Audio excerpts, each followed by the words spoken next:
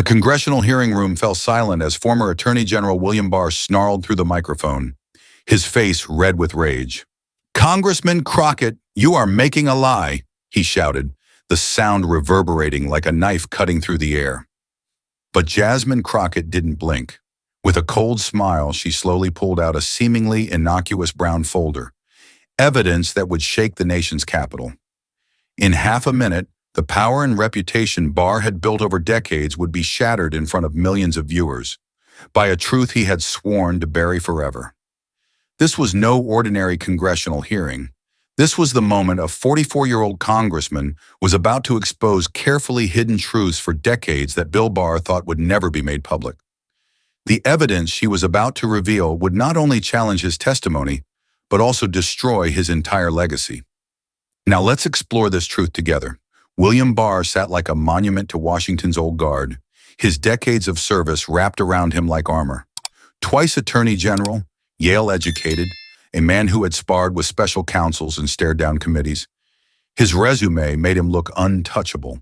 But inside that armor was a blind spot as glaring as the lights overhead: arrogance. He believed the institution itself would shield him, that no freshman representative could possibly pierce the layers of prestige and precedent he carried on his shoulders. That blind confidence was his weakness, and in this room, it was about to be exploited. Across from him, Jasmine Crockett carried no such insulation. She wasn't born into a dynasty, nor did she wear Ivy League credentials like a badge. She came from Texas courtrooms where justice was never guaranteed, where her clients were the poor, the overlooked, the forgotten. In this hearing, her risk was more than professional, it was existential. Rumors swirled through the marble halls that if she went too far, powerful figures would choke off her committee funding, freezing her ability to operate. To challenge Barr wasn't just daring, it was dangerous. But for Crockett, the danger was personal. Days earlier, her office received a handwritten letter from a single mother in Dallas. The ink trembled on the page, but the words were carved with clarity. "If justice only belongs to those with power, what lesson will my son learn about America?" Crockett folded the letter and slipped it into her bag, carrying it with her like a talisman. That question was her true stake, far heavier than any political calculation. The chairman's voice snapped through the tension, reminding both sides of the guardrails. "This committee will recognize only evidence that satisfies authenticity and maintains a verified chain of custody," he declared, his gavel striking wood like a warning shot. The rule was clear: no rumor, no theatrics, no partisan flourish would suffice. If Crockett wanted to break a giant, she would have to do it with proof so airtight that even Washington's most jaded skeptics could not look away. Jasmine Crockett leaned forward, her voice steady as she slid a single sheet from her folder. "Mr. Barr, I'd like to direct your attention to an email dated February 11th, 2020. She held it up, the projector screen behind her, flashing the black and white text for everyone to see. "The Attorney General's office has made it clear that the sentencing recommendation needs to be reduced." This is coming directly from the top. The words hung in the chamber like a live wire. Reporters' fingers clattered across keyboards while members of the gallery leaned in, straining to catch every syllable. Barr's jaw tightened, but his tone carried the same polished deflection that had saved him countless times before. "Representative, you are taking this out of context. Internal communications often reflect preliminary discussions, not final decisions." He adjusted his glasses, a faint sneer pulling at his lips as if dismissing her as a novice who didn't understand how Washington worked. The word context echoed through the room, a familiar shield he had wielded for decades. But Crockett didn't bite. Instead of pushing back, she pivoted. Her hand slid to a different folder, thinner, darker, marked with a quiet tab that read, "System Access Logs." She spoke calmly, each word sharpened for effect. "If it's context you're concerned about, Mr. Barr, perhaps you can help us with this. These are the internal access logs from your own office, showing when this file was opened and modified. Can you confirm whether you or someone under your direct authority accessed this email on the morning of your testimony?" A low murmur rippled across the chamber. The screen shifted again, this time displaying raw metadata, time-stamped entries in stark, digital precision. Highlighted in red was a line that froze the room. February 13th, 2020, 9:17 a.m., 17 minutes after Barr had sworn under oath before Congress that he had no involvement, no pressure, no interference. The silence broke with the snapping of camera shutters and the frantic whispers of aides darting to their phones. What had begun as a simple email now pulsed like a detonator, and for the first time, Barr's carefully rehearsed calm began to fracture. The moment the metadata flashed on the screen, Barr's attorney shot to his feet, his voice strained but urgent. "Mr. Chairman, we request a 15-minute recess." His hand gripped Barr's shoulder as he leaned down, whispering furiously. The kind of hushed counsel that wasn't about strategy anymore, but survival. Barr nodded stiffly, his pen tapping against the desk in a staccato rhythm, his mask of composure cracking with every beat. Before the chairman could respond, a senior Republican on the panel interjected, his tone sharp with manufactured concern. "Mr. Chairman, this evidence risks exposing sensitive communications that could compromise national security. I strongly recommend that it not be displayed publicly." It was a procedural maneuver, a classic attempt to suffocate the fire before it spread. But the timing felt desperate, and even some of his colleagues shifted uneasily at the blatant stall tactic. The chairman's gavel struck once, echoing like a warning shot. "The objection is noted. It is overruled, for now. To address concerns about authenticity, I am instructing House Forensics to remain on standby to verify documents in real time. This committee will not hide behind hypotheticals when hard evidence is on the table." Applause rippled from the gallery before being silenced by another crack of the gavel. The message was unmistakable. There would be no blackout, no shield of secrecy to rescue Barr. Meanwhile, the press corps erupted outside the chamber. Phones lit up with push notifications, live blogs screamed new headlines, and Twitter ignited with competing hashtags. On one side, hashtag chain break, fueled by skeptics insisting the evidence couldn't be trusted. On the other, hashtag receipts remain, a rallying cry that Crockett's proof was not only real, but devastating. The divide played out in real time across millions of screens, while inside the hearing room, Barr sat motionless, his fate dangling in the 15 minutes he had begged for. The chamber was still buzzing when Jasmine Crockett rose again, her fingers tightening around a thicker folder. She didn't rush. She let the silence stretch until it became unbearable, until every camera zoomed in, until every breath in the room felt like it was being measured. Then she pulled a single page free, a weathered memo on Department of Justice letterhead dated January 30th, 2020. The ink was faint, but the handwriting was unmistakable. And in the middle, underlined twice in pencil, were the words that landed like a thunderclap. "Reduce without appearing to intervene." Reporters erupted, their whispers colliding with the rapid-fire clicks of cameras. The gallery stirred, people craning their necks as the projection filled the wall-sized screen. Barr froze, his eyes narrowing as though he could will the words away, but there they were. His words, his handwriting, his betrayal captured in graphite. The committee's clerk slid the memo down the long dais, and every member who read it seemed to stiffen. This wasn't an accusation anymore. It was evidence carved in his own hand. Crockett didn't let the weight settle. She lifted a small black device, pressed a button, and the room filled with a voice everyone knew. "We need to manage Stone carefully. Find a way to soften the recommendation." 10 seconds. That was all it took. The background static had been stripped, the waveform authenticated by NIST standards, the voice print confirmed against Barr's public recordings. 10 seconds of audio that cut through decades of crafted denials. 10 seconds that painted him not as the protector of law, but as its manipulator.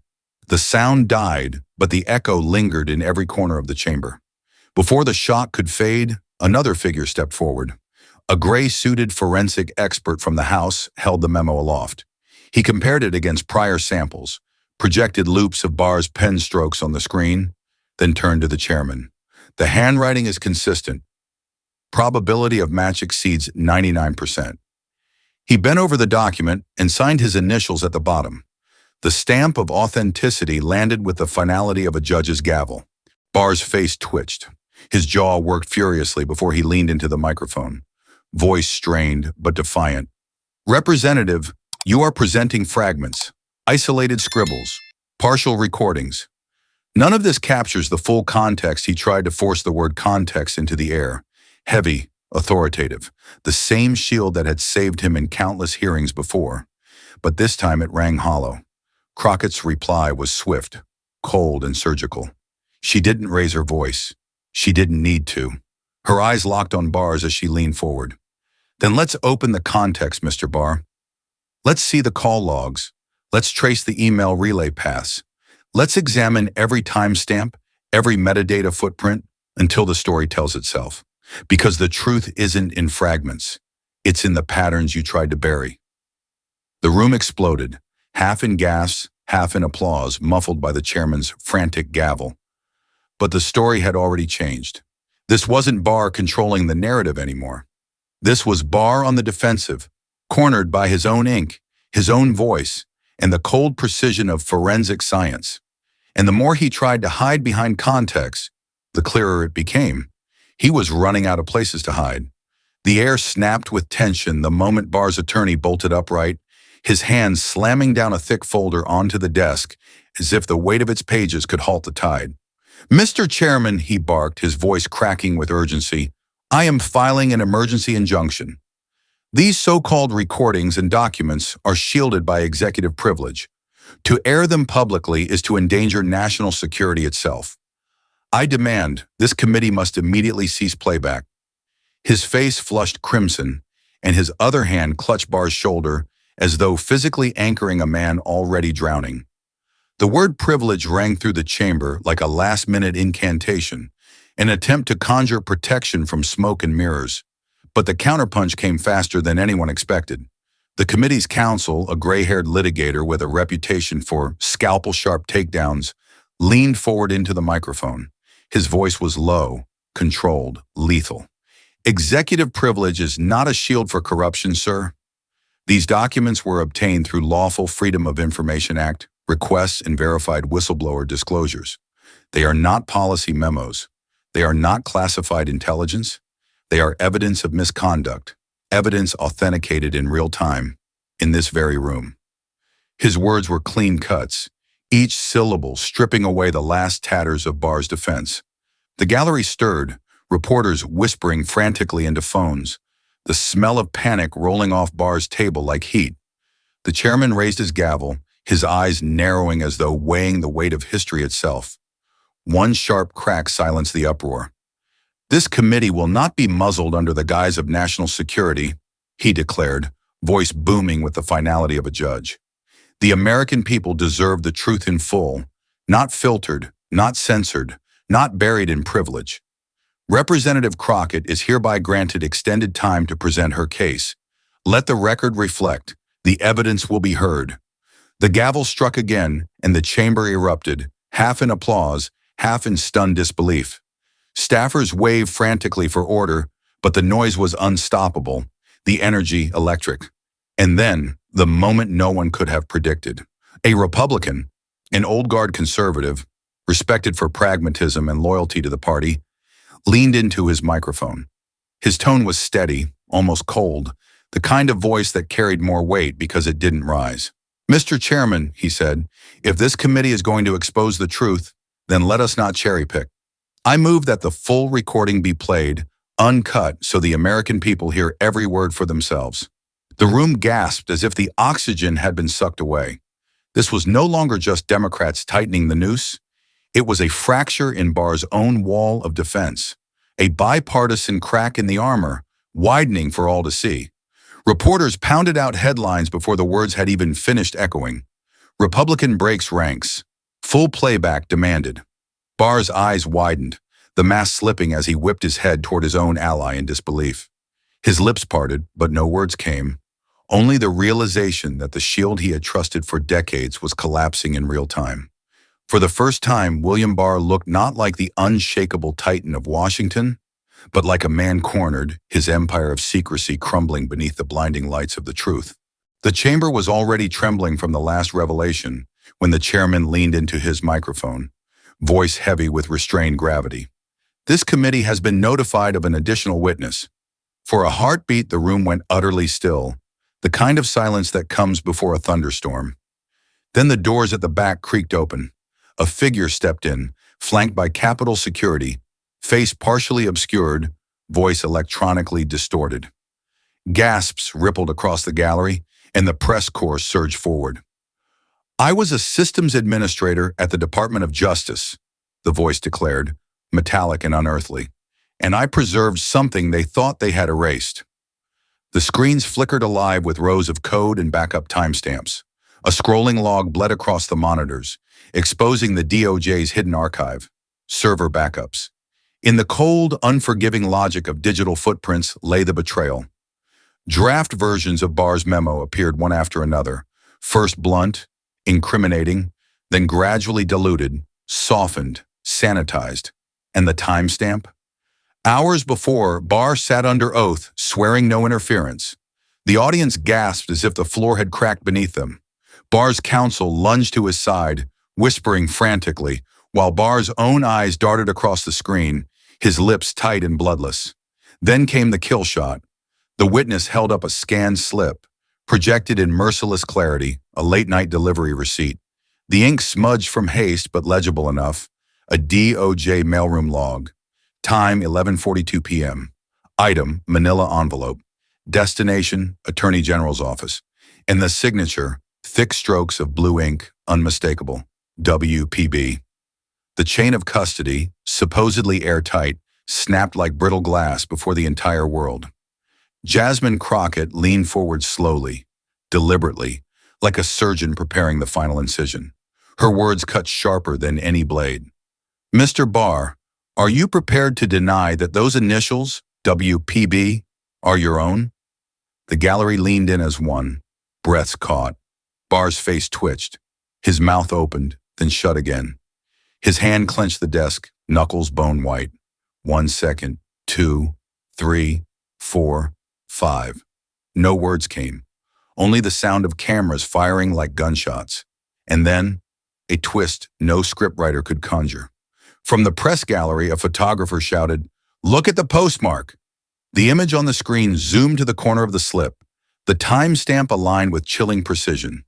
The exact night and hour of a closed-door White House meeting logged in official records. The audience erupted, half in gasps, half in shouts, the noise colliding into chaos. Reporters scrambled for their phones, firing off alerts. Barr memo linked to Oval Office meeting. Lawmakers yelled over one another. Staffers tried and failed to restore order. Barr sat motionless, as if the chair had swallowed him whole. The man who had once bent the Justice Department to his will now looked like a relic under siege, every secret he thought buried clawing its way back into daylight. For the first time, his silence wasn't power. It was an admission, and the world was watching it happen in real time. The chamber still hummed with disbelief from the backup logs when Jasmine Crockett drew out one final file. This time, it wasn't new. It was old. 3 decades old. Its cover was faded, the DOJ seal dulled by age, but when she flipped it open, the ink inside glared like a wound that had never healed. She raised the page and read slowly, savoring every syllable. "Executive privilege covers a multitude of sins." The words did not belong to rumor or partisan spin. They belonged to William P. Barr, circa 1992. The silence that followed was jagged, broken only by gasps from the gallery and the frantic clatter of reporters hammering at keyboards. The projection screen split. On the left, the 1992 memo in Barr's own hand. On the right, his 2020 scribbled note, "Reduce without appearing to intervene." 2 eras, 2 scandals, the same handwriting, then and now. The forensic examiner strode forward like a surgeon entering an operating room. With a stylus, he traced the loops, the curves, the pressure points. Side by side, the strokes came alive on the monitor, magnified until every imperfection became undeniable. The final verdict glared in bold font. Handwriting match probability, 99.3%. The sound that followed wasn't applause. It was sharper, a collective gasp that cracked across the room. Lawmakers shifted uncomfortably. Aides exchanged wide-eyed looks. For a moment, even the cameras seemed to pause. their lenses drinking in Barr's face as the color drained from it. He gripped the edge of the witness table, his knuckles whitening. His lips trembled as he muttered to his lawyer, I need to consult." His counsel bent low, whispering urgently in his ear. But before Barr could retreat behind legal maneuvering, the chairman's gavel came down with punishing force. "Mr. Barr," the chairman thundered, "you are still under oath. You will answer this committee now." The room fell into a deathly silence, the kind that pins a man in place. All eyes bore into Barr, and for the first time in his storied career, he looked cornered. Not a master of Washington's labyrinth, but a man trapped in it. He leaned forward, his voice brittle, cracking under the weight of exposure. The context of those notes," he stammered, "might have been mischaracterized. The words spilled like poison, weak and evasive, but enough." In that instant, William Barr, the untouchable titan, had conceded. He hadn't denied, he hadn't fought. He had blinked. The chamber exploded. Gasps, shouts, the frantic hammer of reporters typing out Barr cracks before the words even finished echoing. Some lawmakers pounded their desks in disbelief. Others whispered furiously into phones, knowing history had just shifted under their feet. Staffers waved for calm, but the noise swelled beyond control.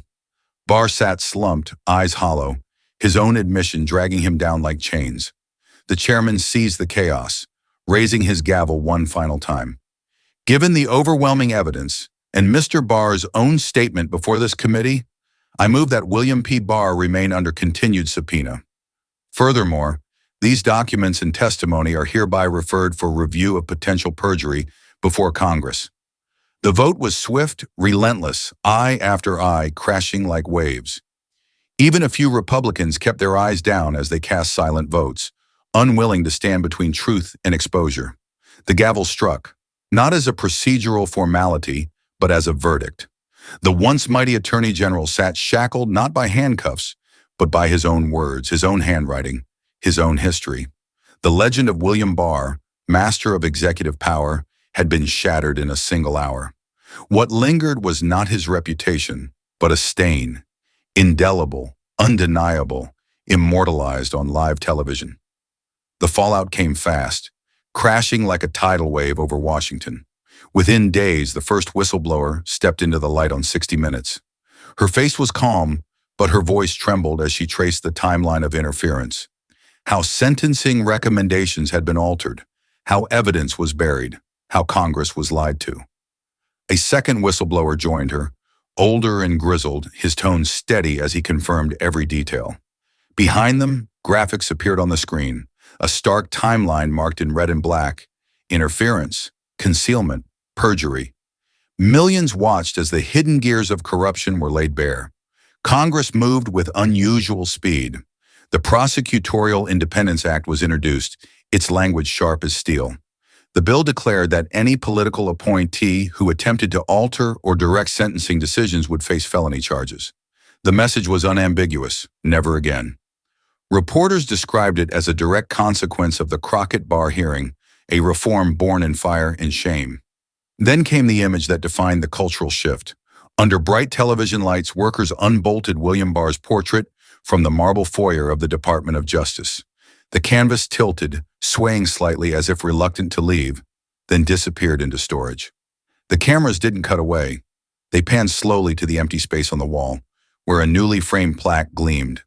Department of Justice Oversight Protocols, 2025. Transparency and accountability, carved into policy, now displayed for every visitor to see. In lecture halls across the country, professors queued up clips of the hearing. Law students leaned forward, pens flying as they scribbled notes under the heading, "The Crockett Method." 3 pillars, repeated like a mantra: chain of custody, multi-layered evidence, live authentication.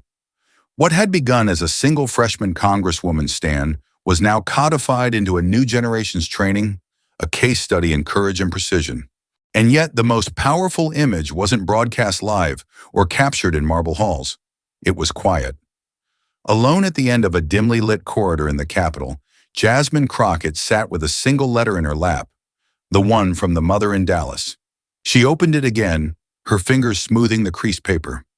At the bottom, in careful handwriting, was one simple line. Today, my son learned what courage looks like. Crockett closed her eyes, the noise of politics fading. For the first time since the storm began, she allowed herself a smile, small, tired, but unshakably proud. The Capitol dome gleamed under the night sky, its white stone bathed in floodlights, but inside the echo of that hearing still lingered like thunder after a storm. William Barr had entered as a titan of power and privilege. He left branded in shame. Jasmine Crockett had entered underestimated. She left etched into history. Washington would never look at a freshman congresswoman the same way again. Across America, families watched the replay on evening news. Some saw justice restored. Others saw the unraveling of a man they once trusted. But no one could deny what they had witnessed. Courage standing against arrogance. Truth against power. It was not just the fall of one man, but the warning to all who believed their secrets could outlast accountability. On social media, clips of the takedown spread like wildfire. Hashtags surged, memes multiplied, but beneath the noise was something deeper, a spark of faith that the system, when pressed hard enough, could still work. Law schools taught it, churches preached it, even late-night comedians replayed it with reverence. The day a woman stood tall and proved that preparation, evidence, and sheer grit could dismantle decades of impunity. And in the quiet corridors where history lives, Jasmine Crockett became more than a politician. She became a symbol. Not because she destroyed William Barr, but because she reminded the country that even the most entrenched power can be cracked by one person brave enough to demand the truth. As the story closes, the lesson remains. Democracy is not self-sustaining. It requires vigilance. It requires those willing to speak when silence is safer. And it requires ordinary citizens to believe that their voices matter. So if you were moved by what you saw, if you believe courage should never be punished and truth should never be buried, then stand with us. Like this video, share it, subscribe for more stories that pull back the curtain on power and reveal what really happens when arrogance meets accountability. Ring the bell so you never miss the next confrontation that shakes the system. Because they may have the power, but as Jasmine Crockett proved, we have the truth. And sometimes that's all it takes to change everything.